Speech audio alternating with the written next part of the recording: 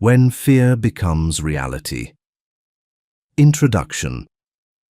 Before we talk about wealth, success, love, or healing, we must face a quiet truth most people never want to hear. Your mind is already materializing. It is not waiting for you to learn how to manifest. It is not inactive until you discover a technique, a ritual, or a secret method. Right now, as you listen to these words, your subconscious mind is shaping your experience of life with one simple law. What you repeatedly imagine and feel must seek expression in your world. We love this law when we speak of dreams, goals, and desires. We call it manifestation, the law of attraction, creative visualization. We celebrate it when something wonderful appears, and we say, "I knew it. My thoughts created this." But there is a side of this law that very few dare to look at. The same mind that responds to your faith also responds to your fear. The same imagination that can build bridges and opportunities can also build prison walls around your life if it is left in the hands of worry, doubt, and anxiety. Your fears, too, can manifest. Not because life is cruel, not because a higher power wants to punish you, but because your subconscious mind is impartial. It does not argue. It does not moralize. It does not say, "This thought is good, I will accept it," and "This thought is bad, I will ignore it." The subconscious mind simply receives. It receives the pictures you hold most often. It receives the feelings you repeat day after day. It receives the words you speak to yourself in the silence of your own heart, especially those you speak when no one is watching. Then it does what it always does. It expresses on the outside what you have impressed on the inside.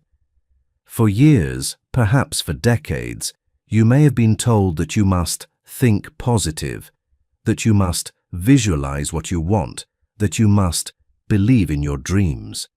And yet, if you are honest, there is another voice inside you. The voice that whispers, "What if I fail? What if I lose everything? What if I get sick? What if they leave me? What if I never make it?" You may have recited affirmations with your lips while rehearsing catastrophes in your imagination. You may have written goals on paper while secretly expecting disappointment in your heart. Outwardly, you were speaking of faith. Inwardly, you were practicing fear. And the subconscious listens to which voice? Not the loudest, but the most consistent. In this audiobook, we are going to look directly into that hidden region of your mind, where fear has been allowed to rule like a quiet king. We will not glorify fear, but we will no longer pretend that it is powerless. You will see how fear works according to the very same law that produces miracle healings, unexpected opportunities, and sudden breakthroughs. You will understand why some areas of your life seem to repeat the same painful pattern, the same kind of relationship, the same kind of financial struggle, the same kind of emotional storm, almost as if a script were being played out from somewhere deeper than your conscious choice. You will discover that this script is nothing mystical in a vague sense. It is simply the result of images, beliefs, and emotional states impressed on your subconscious mind over time. Joseph Murphy, one of the great metaphysical teachers of the last century, taught that your subconscious mind is like fertile soil. Whatever seed you plant in it, whether of faith or fear, of confidence or inferiority, of abundance or lack, that seed will grow after its kind. Plant fear of failure, and you will feel strangely drawn to situations where failure seems to wait for you. Plant fear of sickness, and you will become hypersensitive to every symptom, every sensation, until your body responds to the picture you have painted.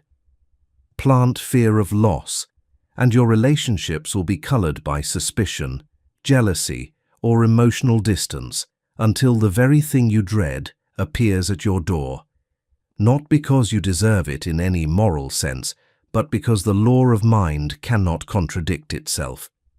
What is impressive must be expressed. The purpose of this work is not to frighten you. It is to awaken you. You have perhaps been taught the bright side of manifestation, how faith can heal the body, how imagination can open unexpected doors, how inner conviction can turn invisible ideas into visible success. You will not lose that. You will deepen it, because when you truly understand that your fears also manifest, you stop treating fear as a harmless private emotion. You begin to see it as a form of negative prayer. Every night you go to sleep with worry in your heart, you are, without knowing it, praying for more of what you do not want. Every morning you rehearse disaster scenarios before getting out of bed. You are, without realizing it, asking your subconscious to repeat the pattern. And your subconscious, ever faithful, ever obedient, tries to make you right. In the pages ahead, I will reveal 9 powerful ways you can begin reprogramming your subconscious mind immediately and effectively, so that the life you desire can unfold with clarity, ease, and purpose. You will see how to recognize the subtle ways fear disguises itself as prudence, realism, or just being careful. You will learn how to interrupt the old mental movies that have kept you trapped in the same storyline. You will experience, through simple inner exercises and new mental habits, what it is like to shift from fear-based imagery to faith-based imagery. Most importantly, you will discover that fear does not have to be your enemy. The same energy that once fueled your anxiety can be reclaimed and redirected as confidence, inner peace, and quiet spiritual authority. Every time you notice fear, you will have a choice. Do I continue feeding this image and allow it to seek expression in my life? Or do I withdraw my emotional attention, replace the picture, and impress my subconscious with a higher pattern, one of safety, provision, love, and divine order? This audiobook is an invitation to take that choice seriously, not as a momentary inspiration, but as a new way of living. If your fears have been powerful enough to shape your reality in painful ways, imagine what your faith, consciously directed, could do for you. From this moment forward, as you listen, I invite you to accept one foundational truth. Your mind is a creative instrument. It has been creating all along. And now, with understanding, you are ready to guide it. Your fears have manifested long enough. It is time to see what happens when your faith takes the same throne. You said, perfect. ChatGPT said, thought for a few seconds, love it. Let's keep going then. Chapter 1. The Law of Mind. Fear and faith use the same power. Before any technique, before any affirmation, before any visualization, there is a simple fact about your inner life that you must understand. Your mind is governed by law. Not a human law that can be negotiated, broken, or bent by emotion, but a principle as exact as gravity. This principle has been called many names: the law of belief, the law of mind, the creative law of the subconscious. Whatever name you prefer, its operation is always the same. Your subconscious mind takes the idea you feel is true and quietly works to express it as experience. It does not move because of what you casually wish. It does not move because of what you repeat mechanically with your lips. It moves when an idea penetrates deeply enough to become a conviction, when it is wrapped in emotion and accepted as real in the hidden chamber of your heart. This is why some people, with very few words, transform their lives, while others say thousands of affirmations and see almost nothing change. The subconscious responds not to noise, but to inner consent. It listens to the feeling behind your thought. When you grasp this, you see something that can unsettle you at first. Fear and faith are not two different forces. They are two directions of the same creative power. Faith is your inner assent to good. It is the feeling that life is on your side, that you are guided, that possibilities exist even when senses deny them. Fear is your inner assent to evil. It is the feeling that life is against you, that danger is near, that disaster waits in the shadows. In both cases, you are using the same spiritual instrument, imagination charged with emotion. Imagine the subconscious mind as a fertile field. The soil does not argue with the seed. It does not decide which one is more worthy, which one is moral, or which one is appropriate. It simply receives and reproduces. Plant wheat, and it does not give you thorns. Plant thorns, and it does not give you wheat. The nature of the harvest comes from the nature of the seed. In exactly the same way, the subconscious does not argue with your mental pictures. It accepts them. If the picture is of harmonious success, quietly supported by a feeling of, yes, this is for me, the law of mind begins moving you, your ideas, your actions, and circumstances toward that pattern. If the picture is of failure, loss, humiliation, or danger, supported by the feeling, I know something bad will happen, the law of mind moves in the same faithful way, only now in the direction of your dread. The power itself is neutral. Like electricity, it can light a home or burn it down. The direction is determined by how you use it. This is where many sincere people are deceived. They say, I believe in success but feel constantly unworthy. They say, I trust that I will be healed, but secretly visualize the worst outcome over and over again. They say, I know I will be provided for, yet live as if every bill, every unexpected expense is proof that they are abandoned by life. Outwardly, they speak faith. Inwardly, they practice fear. The law of the mind obeys the deeper feeling. You may remember times when you just knew something bad was going to happen, and then it did. You may have said, I knew it, I felt it, I sensed that something would go wrong. What you often do not see is that this knowing was not a spiritual warning meant to paralyze you, but a belief you had rehearsed for days, weeks, or even years. You lived with certain assumptions. Things never work out for me. I always lose what I love. Every time something good appears, something bad follows. Those assumptions are not harmless opinions. They are seeds. The mind takes these repeated statements, especially when accompanied by strong feeling, and treats them as a command. It begins filtering your perception so you notice more of what confirms them. It pushes you toward choices that unconsciously fulfill them. It makes you interpret neutral events in a way that keeps the story alive. And finally, when circumstances appear that match the inner pattern, you feel strangely proven right, not realizing that the law of mind has simply done its work. When Joseph Murphy spoke of the subconscious, he insisted that it is not a secondary, weak part of you. It is the creative part. It is the builder that never sleeps. It is the silent artisan that shapes health or disease, peace or anxiety, abundance or lack, according to the blueprint you hand it through belief. That blueprint is not drawn once. It is drawn again and again through your daily emotional life.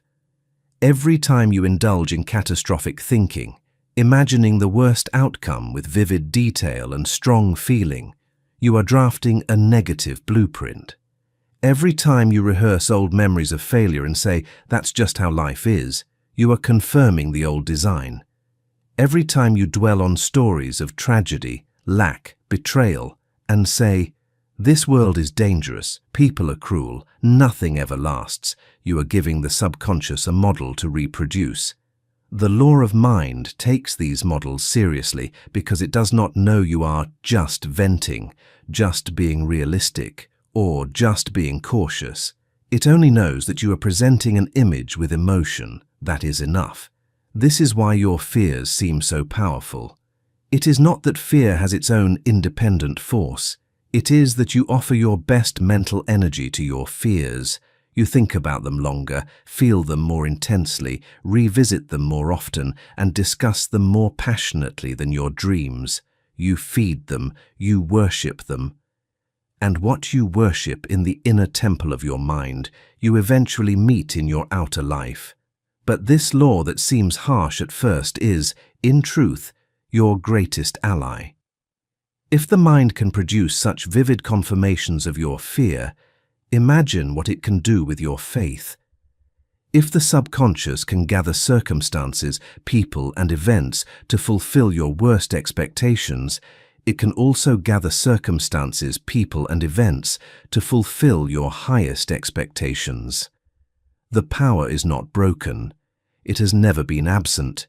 It has simply been misdirected. When you begin to see that fear and faith are not equal in authority, but equal in method, a door opens. Both use the same channel, imagination plus emotion repeated over time. The difference is that one contracts your life, the other expands it.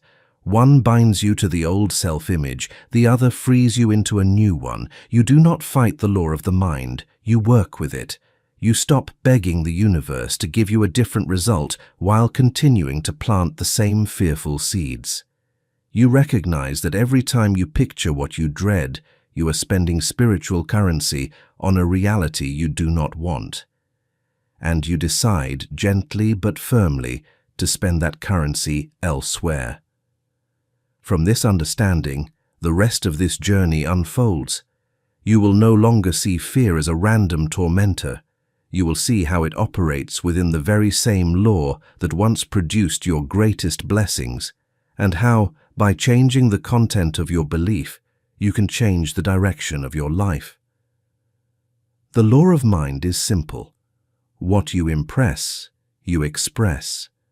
Your fears have impressed themselves long enough. Now you will learn how to give this law a new assignment.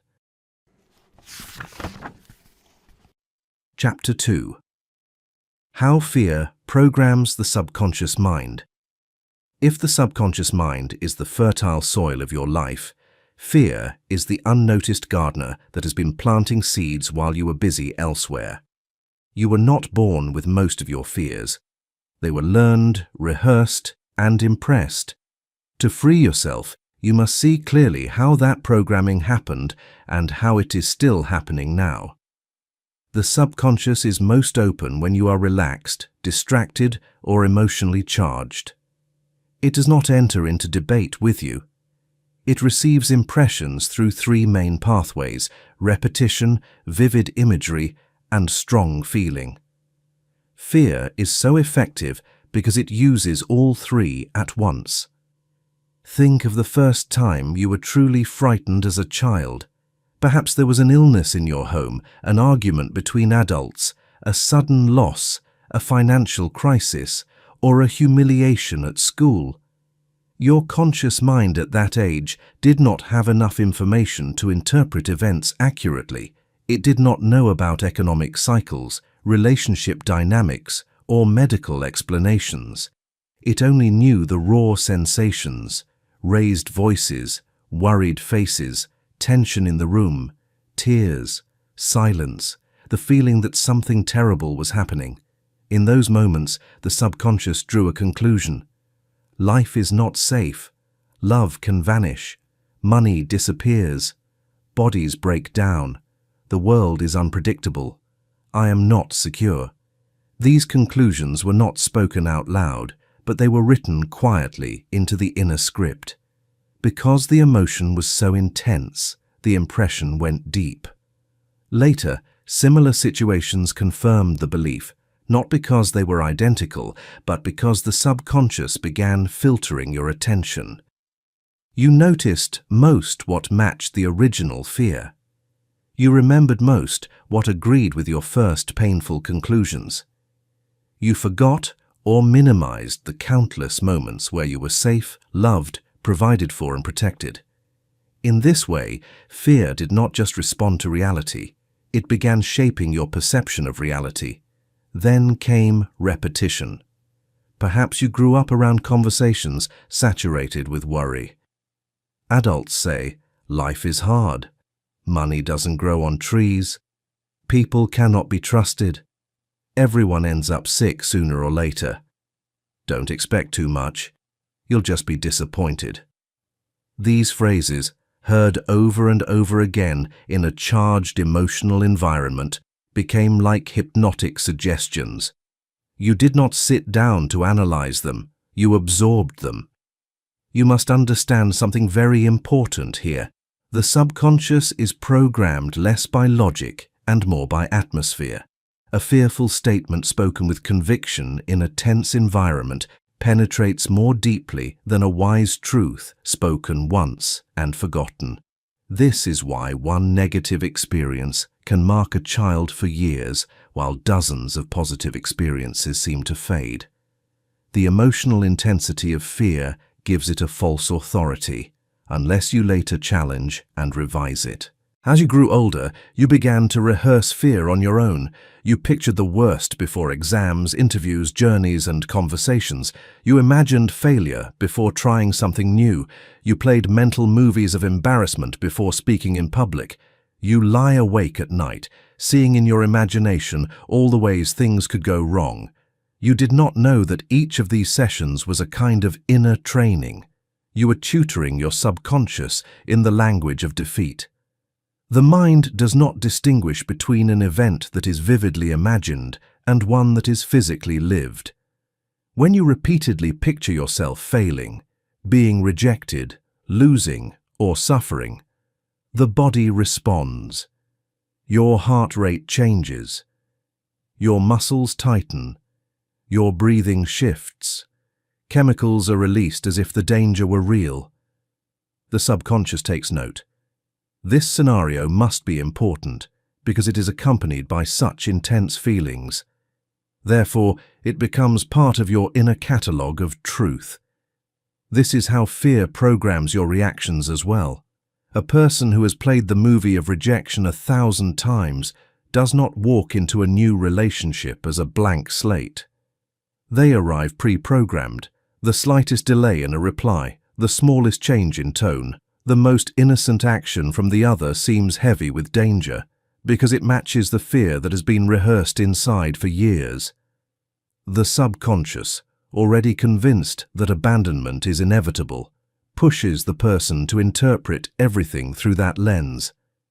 At the level of behavior, fear often wears the mask of protection.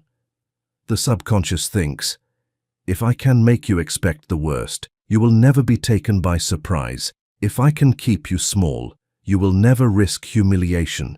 If I can make you worry constantly about money, you will never be careless. It believes that by holding you in a state of constant alarm, it is helping you survive. It does not realize that it is building a prison. Joseph Murphy emphasized that the subconscious is not malicious. It is obedient. It carries out the orders given to it by the conscious mind, especially those given through constant emotional thinking. When you say internally, I always ruin everything, the subconscious does not argue. It simply looks for ways to keep your experience consistent with that belief. When you whisper in the silence of your own mind, nobody really loves me, the subconscious does not comfort you. It attempts to make your world match the statement. You can see then that fear is not only a feeling, it is a pattern of meaning. It tells a story about who you are, how the world is, and what the future holds. That story is imprinted each time you relive old wounds, each time you worry about what has not yet happened, each time you choose the worst interpretation of a neutral event. The good news is this: any pattern that was learned can be unlearned. Any story that was written can be revised. The very process that programmed fear into your subconscious can be used in reverse to program confidence, peace, and trust. You will not do this by fighting fear directly, but by weakening its authority. You do this by noticing when fear speaks, recognizing its habitual phrases and refusing to treat them as oracles. Instead of saying, "This voice is telling me the future," you say, "This voice is repeating my past conditioning." That simple shift is powerful. It separates your true self from the program. You then begin to introduce new images and new feelings, gently but persistently. You rehearse scenes of success instead of failure, safety instead of danger, and enough instead of lack. At first, the subconscious resists, not because it is evil, but because it is loyal to the old script. But every time you choose the new picture over the old fear, you send a new message. With repetition, vivid imagery, and strong feeling directed toward good, the same law that once enslaved you begins to set you free. Fear programs your subconscious without asking your permission. Now consciously, you will reclaim that power and decide what gets written on the inner screen. Chapter 3. The Many Faces of Fear: Scarcity, Loss, and Rejection. Fear rarely walks into your life announcing its true name. It does not always appear as panic or terror. Most of the time, it dresses itself in ordinary clothing and passes as common sense, caution, or personality. To disarm it, you must learn to recognize its masks. At the core, fear usually takes three main forms: fear of not having enough, fear of losing what you have, and fear of not being enough. These show up as scarcity, loss, and rejection. They seem like different problems on the surface, but they are branches of the same root: the belief that you are separated from the good you need. Start with scarcity. Scarcity is not just a lack of money in the bank. It is a way of seeing the world. It whispers that there is never enough, that opportunities are rare, that you must fight others for your portion, that life is a hostile competition, and you are always a few steps behind. A person programmed with scarcity does not simply observe their financial situation, they interpret it through a fearful lens. A bill arrives, and instead of seeing it as a simple transaction, they feel it as a threat. A slow month at work becomes a prophecy of long-term ruin. Someone else's success is not a neutral fact, it becomes proof that there is less left for me. The subconscious, impressed with images of lack, begins to organize perception and behavior around deficiency. You hesitate to invest in learning, in new skills, in your own growth, because you can't afford it. You stay in unfulfilling jobs because better options don't exist for people like you. You undercharge, overwork, and apologize for your prices because somewhere deep inside you have accepted the belief that you are always one step away from collapse. Joseph Murphy taught that behind scarcity, consciousness is a deeper error, the idea that your supply comes only from visible channels. When you believe that your goodness is limited to a specific job, a specific person, or a specific economy, fear naturally arises. But when you begin to see that all channels are only instruments of an infinite source, and that this source works through countless ways, the inner ground shifts.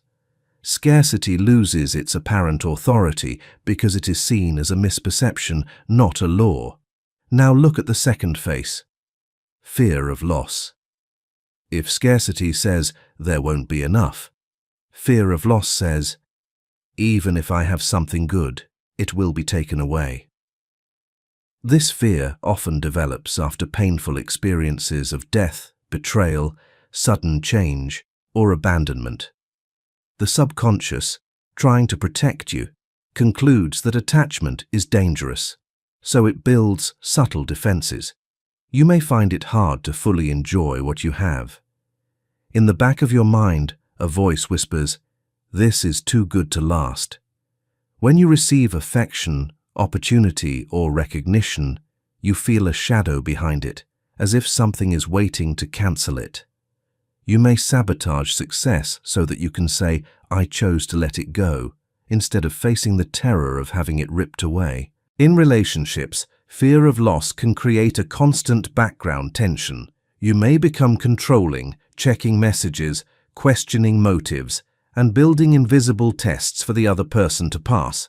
Or you may become distant, never fully committing, so that if the relationship ends, you can claim that you never gave your whole heart.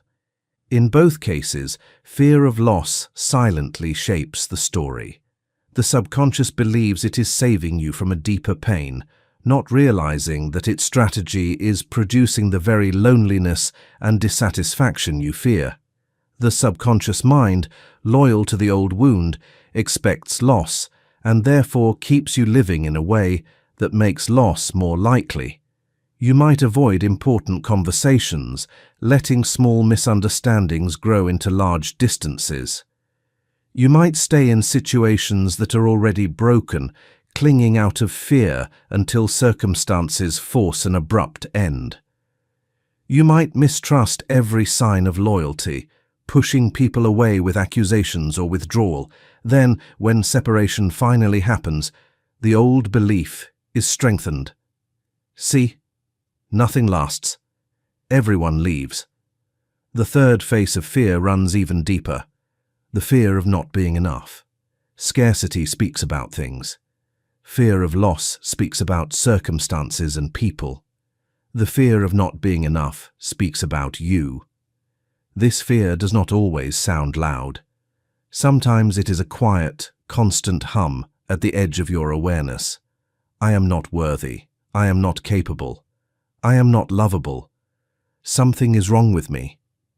It can hide beneath perfectionism, where you overwork, overgive, overperform, trying to earn what you already fear you don't deserve.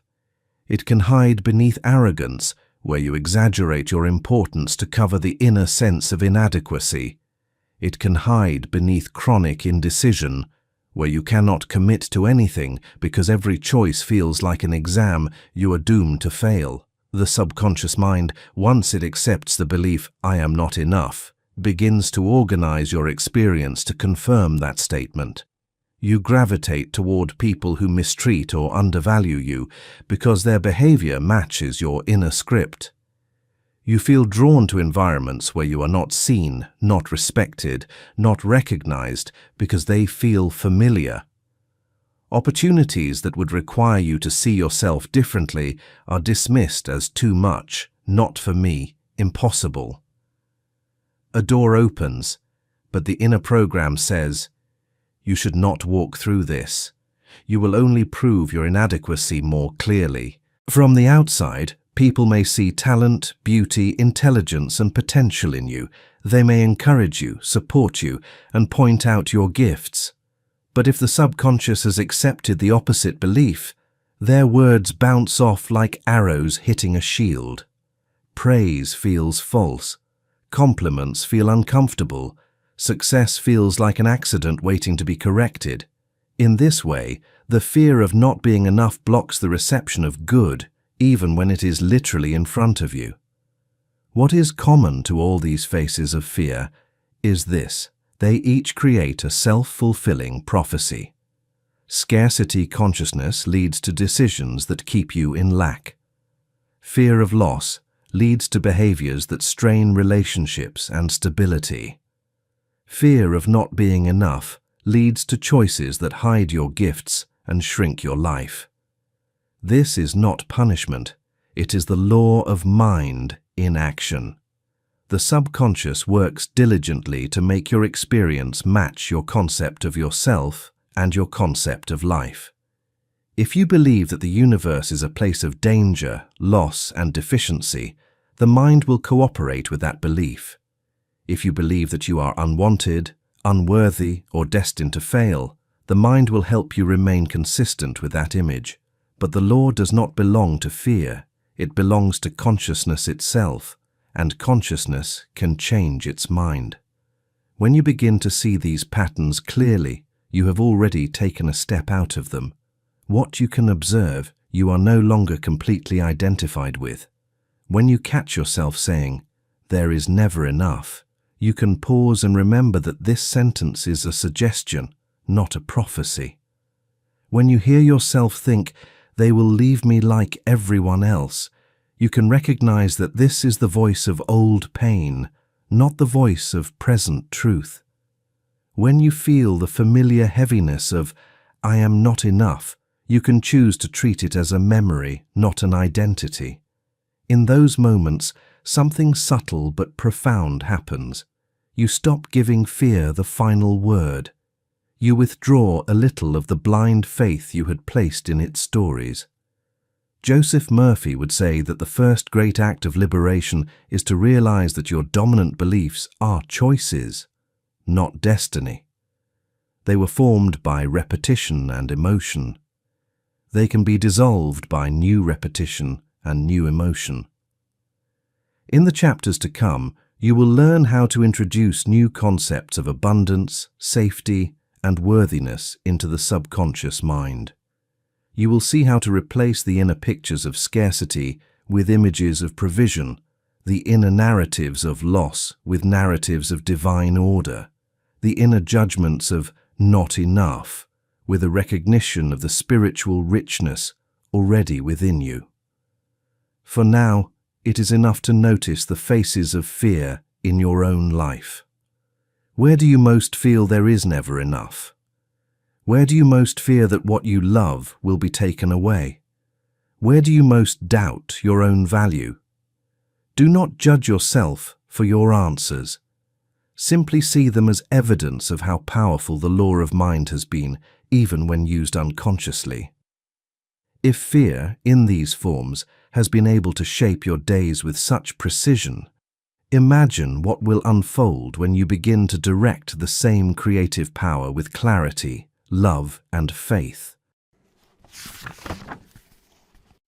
Chapter 4. When Fear Becomes Flesh. The Body as a Screen of the Mind. There is a point where fear stops being an invisible feeling and begins to write itself in muscle, breath, heartbeat, and chemistry. At that point, people say, "It's no longer in my head, it's in my body." What they often do not realize is that the body was never separate from the mind. It has always been the screen upon which the inner film is projected. Your subconscious mind governs all the vital functions of your body. It regulates your heart without asking you, digests your food while you sleep, repairs tissues, fights infection, balances temperature, and coordinates every process that keeps you alive. This same subconscious responds to your dominant emotional states. It listens to what you believe about life and about yourself and adjusts the body accordingly. When fear becomes chronic, the subconscious receives a clear message. We are in danger. Not for a moment, not in response to an actual threat, but as an ongoing condition. The body, obeying this signal, enters a state of prolonged alert. Muscles tighten, breathing becomes shallow, the heart beats faster, and stress hormones are released more frequently. This response was designed by nature to help you face short-term emergencies. It was never meant to be the atmosphere in which you live every day. Yet many people live exactly like that. They may not be running from a physical enemy, but they are running from imagined disasters in their mind. They wake with worry, go through the day with tension, and fall asleep rehearsing all that might go wrong tomorrow. The subconscious cannot distinguish between a lion in the room and a catastrophe vividly imagined. It responds to the emotional signal, not the physical facts. Joseph Murphy often spoke of a man who feared heart disease so intensely that he read every article, watched every patient, and listened to every story about heart failure. He constantly examined his pulse, studied his chest sensations, and discussed his terror with anyone who would listen. His imagination was filled with pictures of collapse, ambulances, hospitals, and funerals. His subconscious, flooded with these images and the accompanying feelings, finally produced the very condition he dreaded. This is not superstition. It is the interaction between belief, nervous system, and physiology. Every thought of fear has a corresponding physical echo. Once or twice it passes, but when that echo is repeated thousands of times, it becomes part of the body's habitual pattern. The nervous system is trained to live on edge. The immune system is weakened by constant stress. Organs are influenced by signals they were never meant to receive so consistently. Consider how your own body responds to fear. When you anticipate a difficult conversation, does your stomach tighten? When you think about a financial crisis, does your chest feel heavy? When you imagine being humiliated, do your hands sweat or your throat close? These are not random reactions. They show you which parts of your body have been associated with certain fears. Over time, if the mental movie is not changed, those areas can become sites of chronic tension and eventually dysfunction. The body, in this sense, is not your enemy. It is your messenger. It is showing you, in physical form, the emotional script that has been playing within you. Headaches, for some, are the printout of mental overload and unexpressed worry. Digestive issues may be the printout of not being able to digest certain experiences or fears. Chronic fatigue can be the body's way of saying, "I cannot live in constant alarm anymore." Of course, there are physical factors, genetics, environment, diet, and accidents. Not every illness is directly caused by fear, but fear can aggravate existing conditions, slow healing, and predispose you to problems that might otherwise have remained dormant. Your belief about your body becomes part of the body's environment.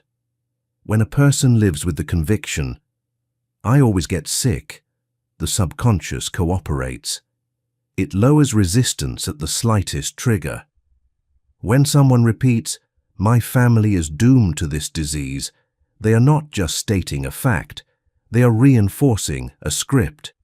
Even if there is a genetic predisposition, the mind still plays a role in how that predisposition expresses. Fear says, "It is inevitable," and the body listens. On the other hand, there are countless testimonies of people who, after receiving serious diagnoses, changed their inner lives and experienced remarkable recoveries.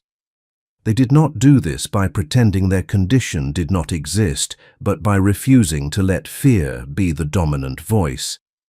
They began to see their bodies as responsive to divine intelligence, as capable of renewal, as instruments of life rather than victims of fate. They fed their subconscious images of health, strength, and wholeness instead of rehearsing images of decline. Murphy described cases of individuals who repeated simple, healing affirmations with feeling several times a day and combined them with vivid mental images of themselves already well. Over time, their bodies began to align with the new inner pattern. The change did not always come instantly, but as the subconscious accepted the new blueprint, it guided the body's processes toward restoration. The same law that allows fear to become flesh also allows faith to become flesh. The body is neutral. It does not choose sides. It expresses the ideas most deeply accepted by the mind. This perspective does not mean you should reject medical help or ignore symptoms. It means that whatever path of treatment you choose, you recognize that your beliefs, emotions, and mental pictures are part of the treatment. You work with the physician, not against them, by aligning your inner world with the outcome you desire: healing, balance, strength. You can begin this process by listening to your body without panic. When a symptom appears, instead of immediately concluding the worst, ask gently, "What fear has been speaking through this part of me? What story have I been repeating that might be weighing on this area?" You may notice that certain fears always trigger certain sensations. That recognition is valuable. It shows you where the film of your mind is pressing on the physical screen. Then, consciously, you offer a different message. If fear has been telling your heart, "You are weak, you will fail," you begin to speak calmly to that same heart. "You are strong, guided, and supported by the infinite life within me." If fear has been tightening your throat with images of humiliation, you imagine yourself speaking with confidence, being heard and respected, and you affirm inwardly, "My words are guided, and I am safe to express myself." At first, the old sensations may continue. The body has been trained over the years, but with patience and persistence, new impressions take root. Each time you respond to a fearful symptom with calm affirmation instead of panic, you interrupt the old program. You are telling your subconscious, "We are no longer going to use the body as a canvas for terror.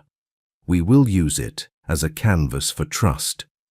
This is one of the deepest meanings behind the phrase, "Your fears also manifest." They manifest not only as circumstances and events, but as posture, breath, sleep, energy levels, and overall vitality. They shape how you inhabit your own physical form. But if fear has had such power over your body, imagine the power of a steady, loving belief in life, in healing, in the intelligence that created you. Imagine what happens when you stop sending signals of danger to your cells and start sending signals of safety, gratitude, and cooperation. The body has been listening to fear for a long time. It is willing, even eager, to listen to something higher. In the same way that a chronic pattern of fear has carved grooves in the nervous system, a chronic pattern of faith, practiced daily, can carve new grooves. Little by little, the body learns a new language. Muscles relax more easily. Breath deepens. The heart finds a calmer rhythm. Sleep becomes more restorative. Symptoms diminish as the inner storm quiets. The body is not a prison built by your fears. It is a living instrument through which your spirit can express harmony. When you understand this, you no longer see illness as a random curse, nor health as a random blessing. You see both as part of a larger dialogue between mind and matter, and you realize that, beginning now, you can speak a different word into that dialogue. Chapter 5. Fear and Money.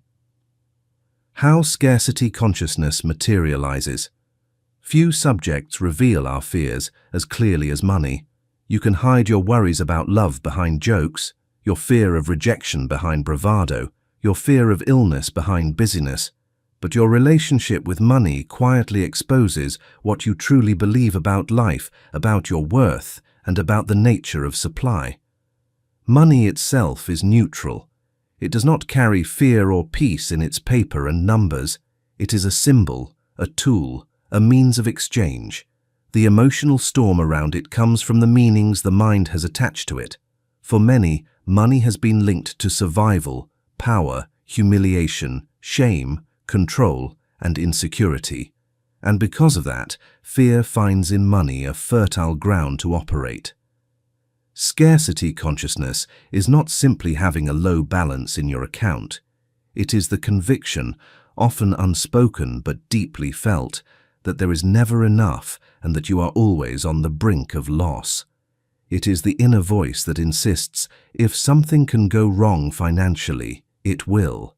If an unexpected expense appears, it will destroy my fragile stability. If I ever manage to get ahead, something will happen to pull me back. This inner voice is not just commentary, it is a command. When Joseph Murphy wrote about wealth, he did not focus on tricks or outer strategies first. He began with consciousness. He taught that wealth is an idea in the mind before it is a condition in the world. If the idea in your subconscious is poverty, lack, or unworthiness, no amount of external hustle will provide lasting peace. You may earn more, but you will still feel poor inside. You may change jobs, but you will recreate the same tension in a new setting. You may receive an unexpected sum, and yet lose it quickly in a way that matches your inner expectation. Fear of poverty programs the subconscious with images and emotions that the law of mind must take seriously. Imagine someone who, from childhood, heard phrases like, "We never have enough," "Rich people are greedy," "Life is one long struggle," "You have to sacrifice everything just to survive." They watched their parents worry, argue, count coins and fear bills. They saw disappointment around money again and again. These experiences were not just observations, they were suggestions. As this person grows, their subconscious carries the script. Money is hard. Money is dangerous. Money is scarce. I must struggle. When an opportunity appears that does not match this script, something abundant, graceful, or unexpectedly generous, it feels suspicious. It may even feel wrong. The old program whispers, "This cannot be for you. Something bad will follow. You will pay for this later." And so the person rejects, delays, or sabotages the opportunity without realizing that fear is pulling the strings. Scarcity consciousness leads to specific behaviors. You may cling to a job that drains you because fear insists there is nothing better, even when evidence suggests otherwise. You may chronically underprice your work, convincing yourself that people will leave if you ask for more, and reinforcing the belief that your contribution is small. You may avoid learning new skills or stepping into new environments because fear tells you you will fail and then you will have even less. From the outside, these choices may seem like prudence. On the inside, they are often obedient to fear. The subconscious, loyal to the belief in shortage, directs you toward paths where shortage is likely to continue. It is important to see that these patterns are not proof that life itself is stingy. They are proof that the law of mind faithfully reproduces the images and feelings you have given it. Murphy insisted that true wealth begins with recognition. Your supply does not originate in a paycheck, a client, a specific market, or a specific person. Those are channels through which supply flows, not the source itself. When you mistake the channel for the source, fear is inevitable. If the job goes, the person leaves, the market changes, you feel cut off from life itself. But when you realize that the real source is invisible, an infinite intelligence that can open new channels at any time, the mind begins to relax. Scarcity loses part of its grip. Fear of money is not always about having too little. Some fear arises when money finally arrives. A person raised on the belief that rich people are bad, or, if you have money, others will attack you, may feel guilt or anxiety the moment their finances improve. The subconscious associates wealth with danger or moral failure, and so it seeks to restore the safety of lack.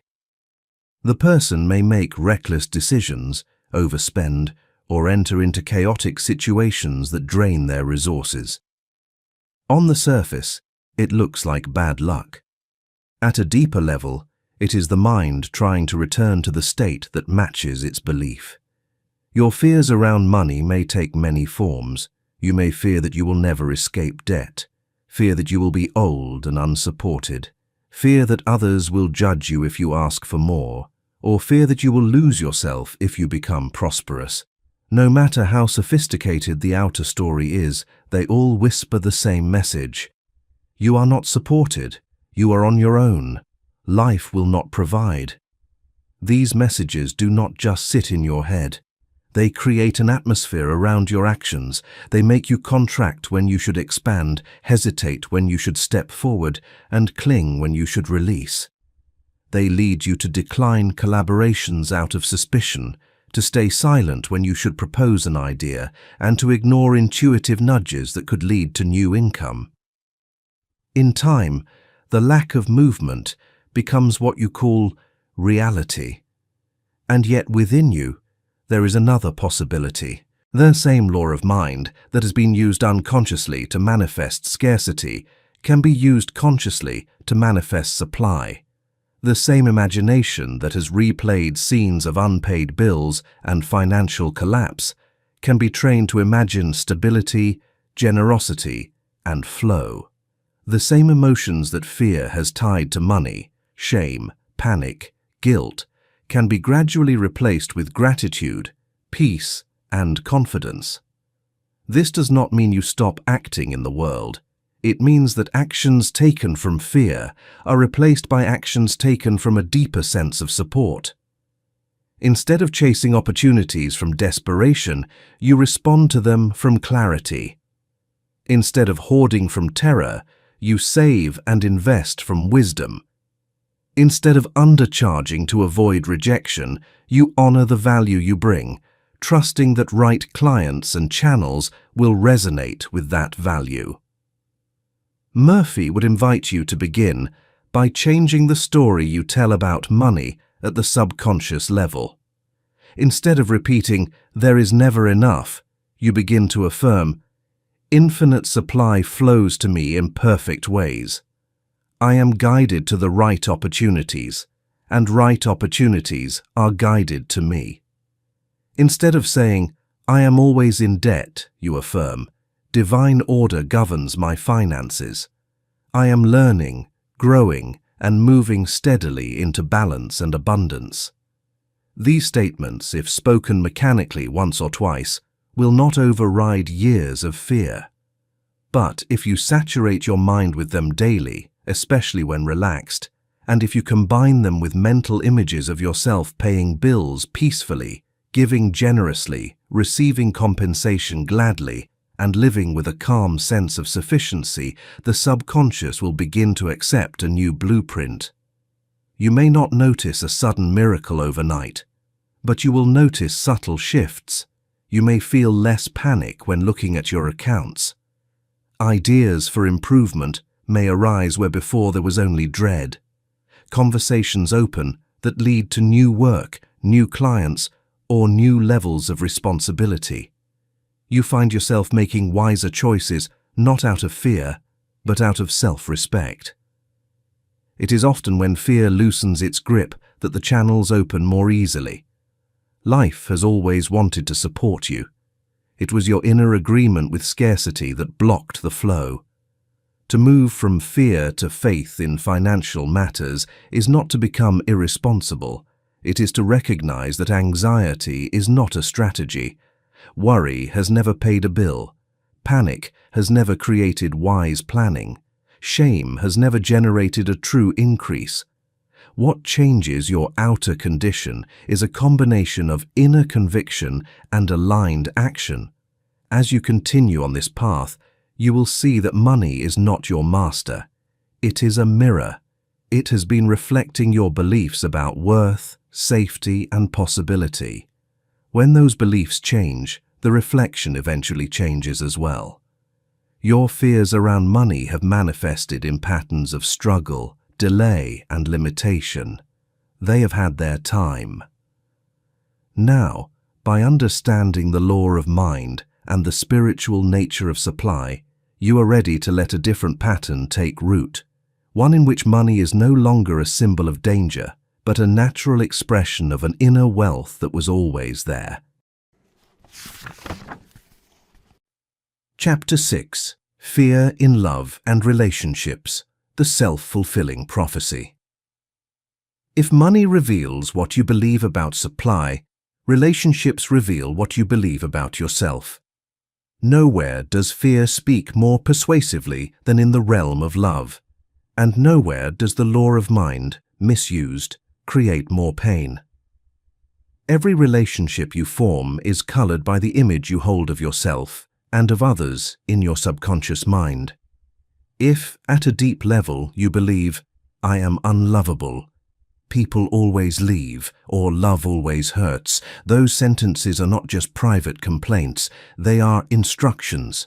The subconscious, loyal to its programming, guides you toward people, situations, and reactions that will confirm them.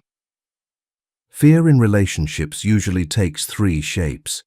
One fears not finding love at all. Another fears losing love once it appears. A third fears being truly seen, convinced that if anyone gets too close, they will discover something shameful and withdraw. Perhaps you have known the first kind. The person who says, "No one will ever choose me," carries images of rejection in their mind like old photographs. They recall every time someone did not return their affection, every time a message was ignored, every moment of social awkwardness. They replay those scenes, often with added imagined commentary. Of course they didn't want you. You are not enough. You're not attractive, interesting, or worthy. The subconscious does not see these as memories only. It sees them as definitions.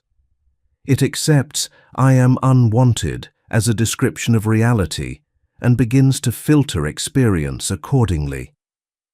Invitations are dismissed with suspicion. Genuine interest is overlooked. The person may gravitate toward those who are emotionally unavailable because their behavior matches the inner expectation. Then, when the connection fails, the old belief tightens. See, it always happens. Fear has fulfilled its own prophecy. The second type fears loss. They may find love, but cannot rest in it. The subconscious, bearing the imprint of abandonment or betrayal, warns constantly. This is too good to last. Be careful. They will hurt you. They will leave. This warning does not remain in the mind. It seeps into behavior. The person checks, questions, tests, clings, withdraws, and demands proof. They live not in the present relationship, but in imagined future scenarios where it collapses. Under such pressure, love grows anxious. The partner feels accused or never enough. Simple delays or distractions are interpreted as signs of impending departure. Conflicts are magnified into omens. And so the relationship, which might have been a source of joy, becomes a theater for fear. If it finally breaks, the subconscious quietly declares, "I was right," and the belief in inevitable loss becomes even stronger. The third form of fear hides beneath masks. Some keep an emotional distance, never revealing their true thoughts or vulnerabilities. They play roles: the strong one, the funny one, the rescuer, the perfectionist. Deep inside, the belief whispers, "If they truly knew me, they would not stay." Intimacy feels dangerous, not because the other is untrustworthy, but because the inner image of self is harsh and unforgiving. To protect that fragile image, the subconscious prevents a deep connection. It creates subtle sabotage, unexplained moods, sudden withdrawals, attraction to dysfunctional partners where intimacy is unlikely. Again, the belief is confirmed. No one really sees me.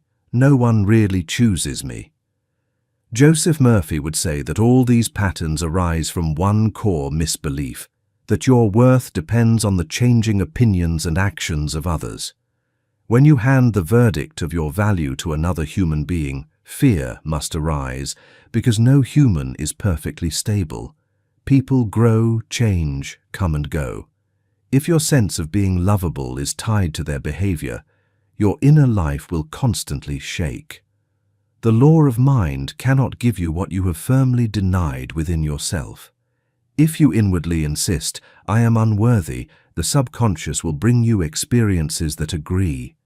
If you affirm, "Love always ends in pain," you will unconsciously participate in endings that hurt. Not because the universe wants you to suffer, but because your creative center is following the script it was given. To change your relationships, you must first change the image you hold of yourself in relation to love. This does not mean blaming yourself for every disappointment. It means recognizing that there is a deeper power in you than the old wounds that have been directing your choices. Begin by noticing the sentences you speak in the silence of your heart. No one stays. I always attract the wrong people. I ruin everything. I am too much. I am not enough. These are not harmless phrases. They are affirmations of fear. Each time you repeat them, especially with feeling, you impress them more deeply on the subconscious. Then, gently, you introduce a new word. Not a dramatic declaration you cannot yet believe, but a higher truth you are willing to consider. Instead of, "No one ever chooses me," you might begin with, "There are people in this world who can recognize my value, and I am learning to recognize it too." Instead of, "Love always abandons me," you might affirm, "I am guided into relationships that are healthy, respectful, and aligned with the love of the divine within me." At first, these new affirmations may feel strange or even false because they do not match your past. Do not be discouraged. You are not describing the past. You are selecting the seed for your future. The subconscious will accept them if you persist, especially if you combine them with new inner images. Yourself calm in connection, yourself speaking honestly and being received with kindness. Yourself letting go of what is harmful without fear, trusting that something better can follow. You also begin to see others differently. If you secretly believe people are cruel, everyone deceives, or no one can be trusted, you will constantly scan for betrayal, and you will find it. But if you begin to affirm, "I attract people who reflect the divine qualities of honesty, respect, and goodwill," your attention will shift. You will notice different kinds of people. You will set different standards. You will walk away sooner from what does not honor you, not from fear, but from clarity. The greatest transformation of all comes when you stop asking another human being to heal your sense of lack. No partner, no friend, no family member can permanently fill an inner void created by your own belief in unworthiness. They may comfort, support, and reflect your goodness, but if you reject that goodness in yourself, their efforts will never feel enough. Murphy would remind you that your true worth comes from your origin in the infinite. You are not valuable because someone chooses you. Someone chooses you because, at some level, they glimpse the value that has always been there. When you begin to see yourself as a living expression of divine life, deserving of respect and kindness, not as a fragile beggar for affection, the law of mind has a new pattern to work with. Your fears in love have manifested often enough. They have built stories of abandonment, patterns of conflict, and cycles of disappointment. Now, as you become aware of the law that has been operating all along, you can direct it differently. You can allow the subconscious to accept a new script, one in which you are not chasing love, not bracing for loss, but standing in the quiet certainty that you are lovable, and that relationships can be places where both souls grow in safety and truth. Chapter 7. Transmuting Fear into Faith. The Inner Alchemy. There comes a moment on this path when you realize that fighting fear has never truly freed you. You may have wrestled with it, argued with it, tried to drown it in distraction, or numb it with activity, but like a shadow at noon, it always returned. That is because fear is not an intruder from outside. It is your own creative force, bent in the wrong direction. To be liberated, you do not destroy that force. You redirect it. This redirection is the inner alchemy. Every alchemist begins with base material. In the work of the soul, that base material is often fear. Fear of lack, fear of loss, fear of rejection, fear of the unknown. These fears feel heavy, dense, and immovable, yet hidden within them is the very same energy that, when purified, becomes courage, wisdom, and faith. The transformation begins not with denial, but with recognition. The first step in transmuting fear is to stop obeying its voice as if it were divine. For years, you may have treated fearful thoughts as prophecies. "I have a bad feeling," you said, and immediately bowed before it. "Something is going to go wrong," you thought, and your whole being tensed as if the decree had already been signed. The subconscious, hearing this reverence, took fear's words as orders. Now you begin to see fear differently. When a fearful thought arises, you say inwardly, "This is a habit, not a revelation. This is my old program speaking, not the voice of truth." That simple act of mental distancing loosens fear's authority. You are no longer completely merged with it. You are the observer who can choose how to respond. Joseph Murphy would remind you that what you resist, you often reinforce. If you meet fear with panic, "I must not feel this. I must get rid of this immediately," you feed it with more attention and emotion. The subconscious hears, "This fear is powerful, dangerous, and real," and continues to treat it as such. But when you meet fear with calm curiosity, you send a different signal. You are, in effect, telling your subconscious, "We no longer consider this voice to be our master."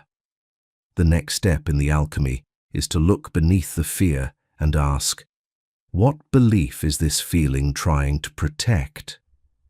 Fear is almost always a guard standing in front of a doorway. The doorway leads to a belief such as, "I am not safe," "I am unsupported," "I am alone," "I am not enough." The fear thinks that if it keeps you anxious, you will not walk through that door and discover what it is hiding. But true healing involves entering the room and bringing light.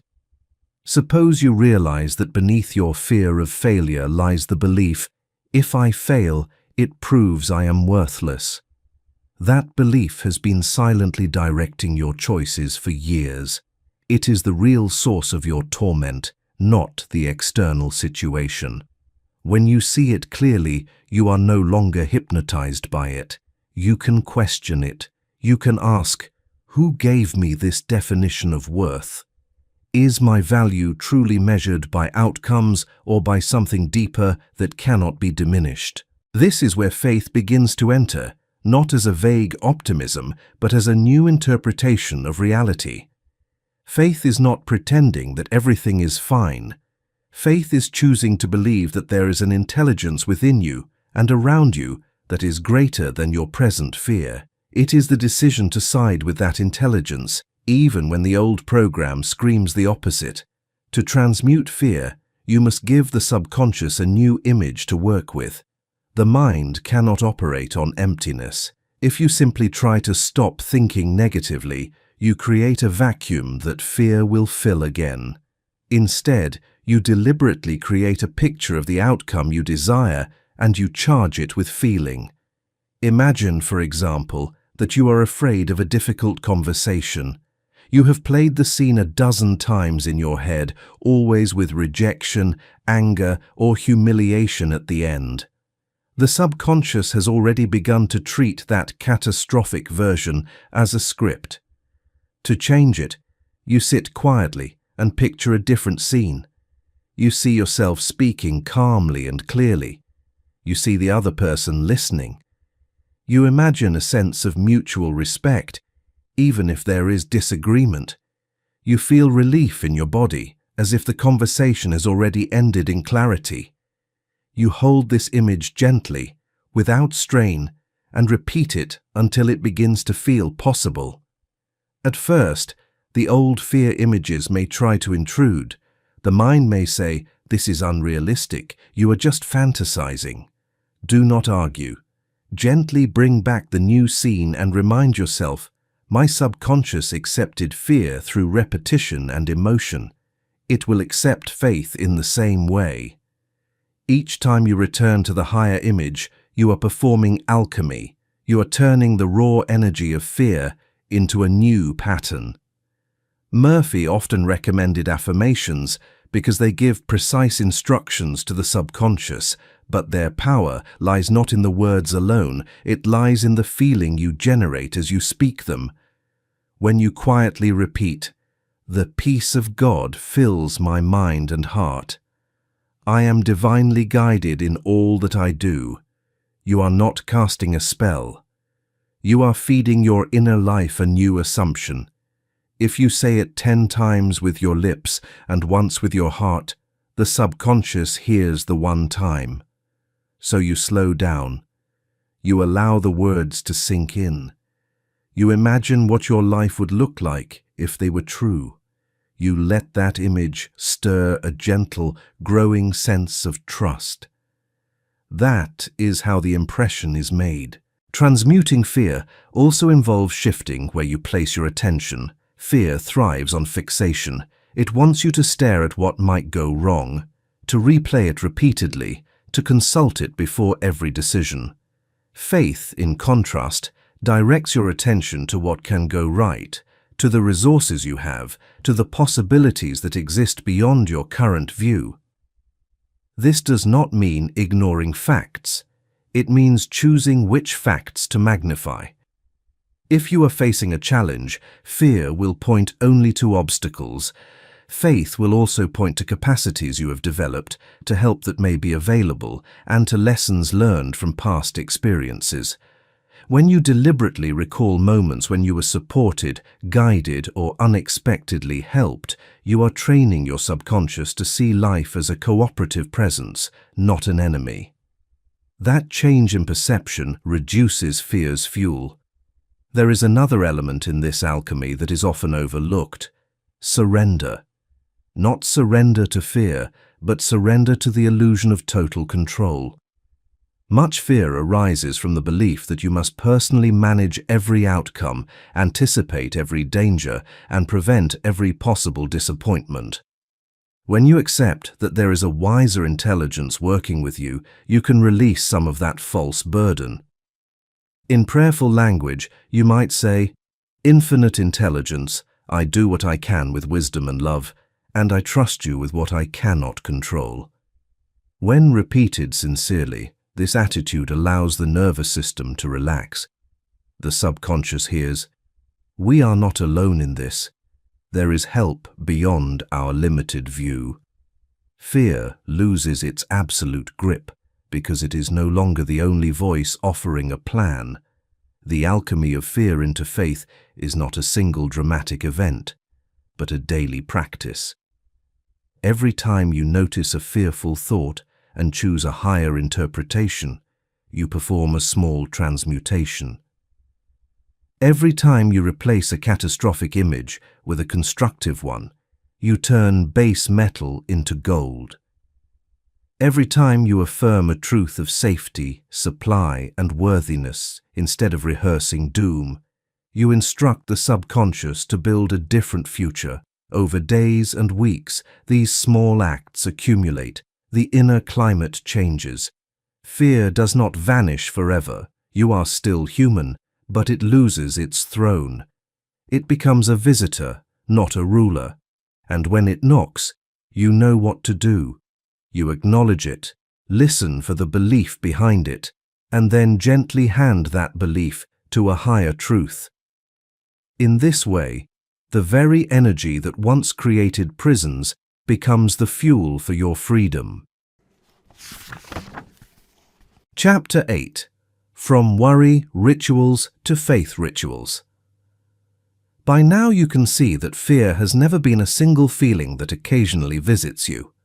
It has been a practice, a ritual, a way of using your mind repeatedly in one direction.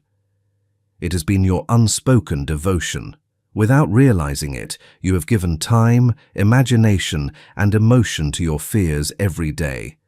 That is why they have become so powerful. To change your life, you must change your rituals. Every day, almost automatically, you perform certain inner actions. You may wake up and immediately check problems in your mind like someone checking a list: money, health, relationships, work. You may rehearse worst-case scenarios while you shower, travel, or wait in line. You may lie in bed at night scrolling through old mistakes, future disasters, and imagined confrontations. These are not random thoughts. They are worry rituals. A ritual is anything you do with regularity and attention. When you perform it, you strengthen whatever it is directed toward. Worry rituals strengthen fear.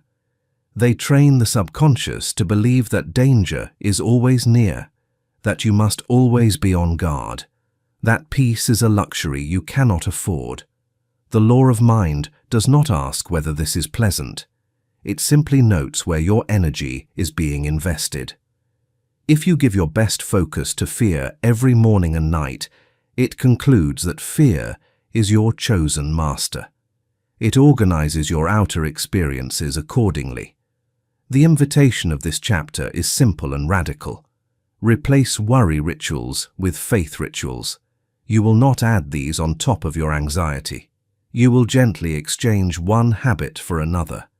The times of day when your mind used to serve fear will become the times of day when it serves a higher pattern. The first sacred window is morning. When you wake, your subconscious is still close to the surface. The mind has not yet been flooded with noise and demands. For many people, this is the most vulnerable moment of the day. The old program immediately plays, "What if I can't handle today? What about that bill, that conversation, that problem? What if things get worse?" The body responds with tension before you even stand up. Imagine something different.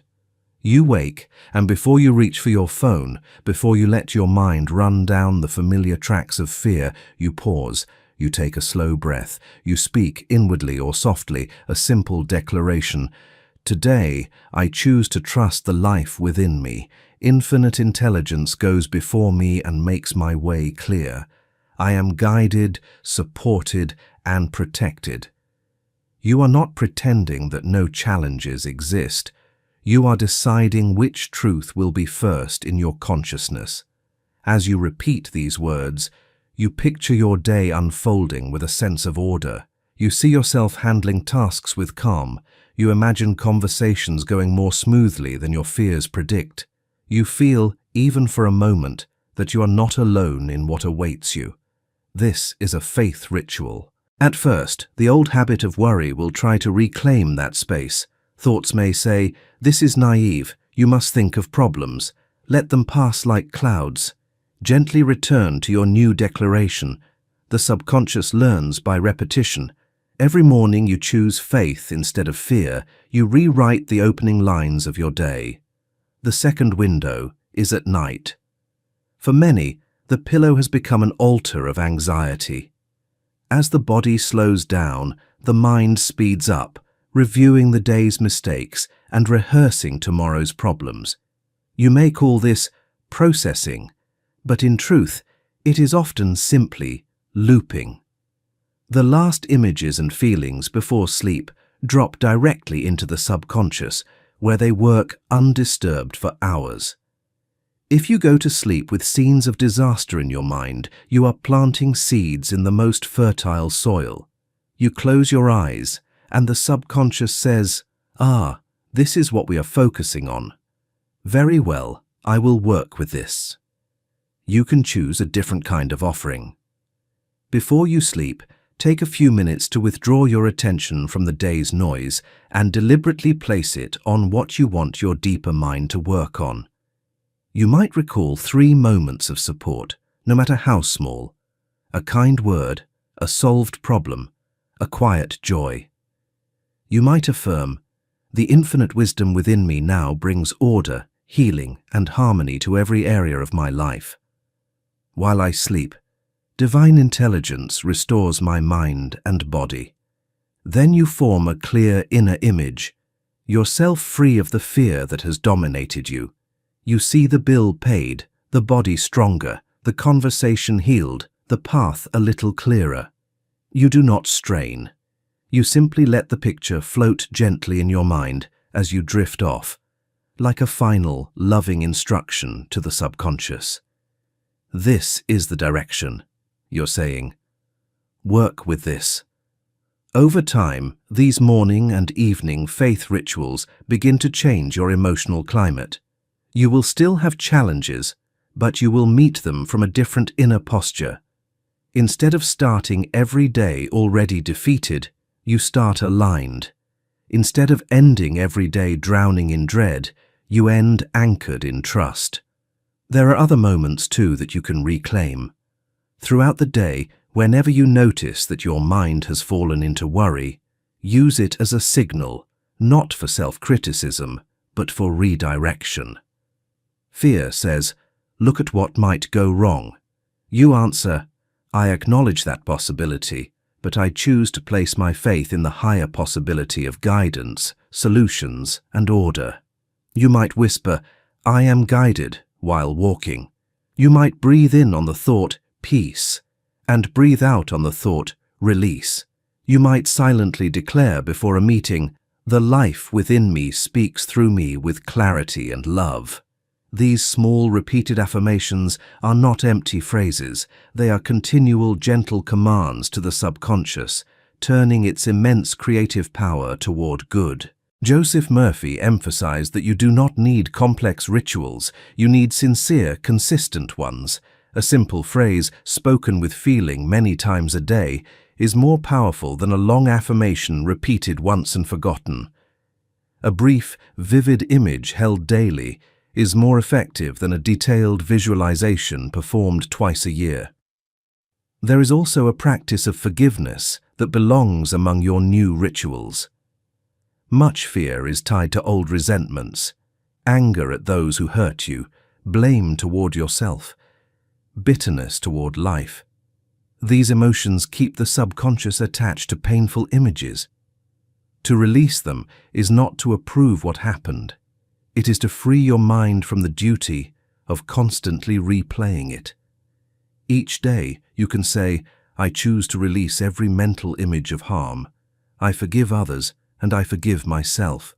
I allow divine justice and wisdom to handle what I cannot."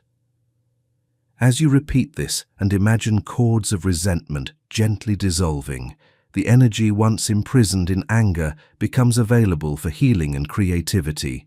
Fear loses another of its roots. Slowly, your inner life becomes a temple where different prayers are spoken.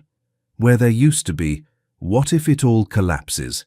there is, "Whatever comes, I am not alone." Where there used to be, "I always fail," there is, "I am learning, guided, and growing." Where there used to be, "I am at the mercy of my fears," there is, "I am the one who directs the power of my mind." Worry rituals train your subconscious to expect the worst. Faith rituals train it to cooperate with the best. The power underneath has not changed. It is the same creative force that has always been at work in you. But now, instead of being drafted into the service of fear, it is being consecrated to the service of peace, abundance, love, and spiritual order. Your fears have been rehearsed long enough. Each new day, each quiet morning and gentle night is an invitation to rehearse something else. Epilogue. What will you choose to materialize now? You have seen, step by step, that your fears were never just private storms inside your head. They were instructions. They were seeds. They were prayers you did not know you were praying. The law of mind has been faithful. It has taken your most repeated images, your most emotional thoughts, your most rehearsed expectations, and quietly built a life that matched them. Not to punish you, simply because that is what it does. Now you know. You know that worry is not harmless. You know that anxiety is not neutral. You know that the stories you repeat about money, love, health, and your own worth are not just background noise, they are blueprints. But you also know something greater. The same power that once obeyed your fear will gladly obey your faith. From this moment, you are no longer a victim of what might happen. You are a conscious chooser of what you will impress upon your subconscious mind. You may still feel fear at times, this is human, but you will not build altars to it anymore. Instead, you will ask, what belief is this fear trying to protect? Is this really the truth about who I am and how life is? And gently, firmly, you will answer from a higher place. Let this be your quiet, final decision as this audiobook closes. I no longer use my imagination to rehearse my ruin. I use it to cooperate with the good that already lives in me. My mind is an instrument of peace, supply, love, and divine order. My fears have manifested long enough. From now on, I give my creative power to faith. The law of mind has not changed. You have.